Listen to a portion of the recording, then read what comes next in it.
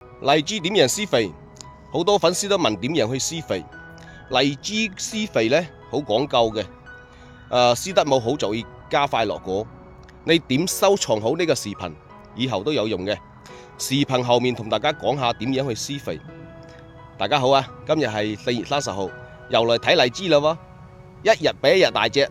最近呢，生理落果都比較嚴重，有啲人嘅甚至成咗光頭強，主要係因為前期乾旱，養分輸送不足。有啲人呢，葉面追肥冇跟得上，突然落雨，根係吸水快，輸送養分太快，造成落果加重。大家記得我前一排發個視頻，叫大家喺冇花開謝花嘅時候，用0號刀喺樹頭對口橫角補果。有啲粉絲就驚果冇得大，冇揀去橫角。你見我啲果得大乜啦？呢啲果形幾靚啊，係嘛？橫角可以阻止根系輸送水分太快，造成落果。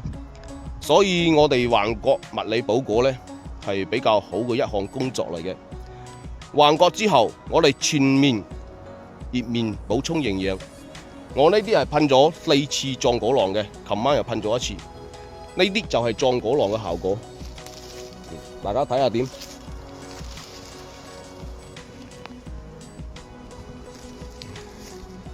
壯果囊可以加強細胞分裂，增加細胞數量，促進果實嘅橫向生長同埋縱向生長，提高果實嘅膨大力同埋產量，改善品質。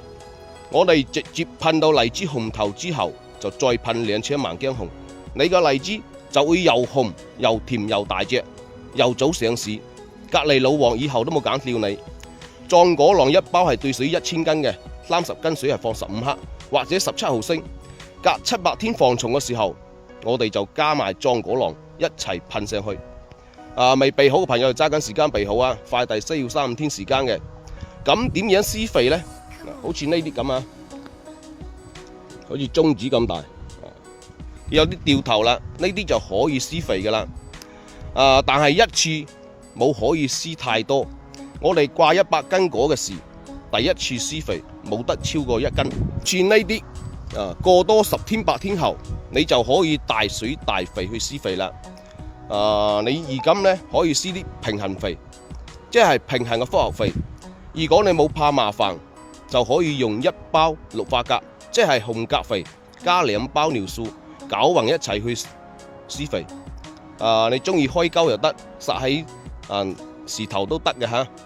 我過幾日呢，亦都會施肥嘅，我就係用1包紅鉀肥加2包尿素，到時會同大家分享嘅嚇。祝大家萬事如意。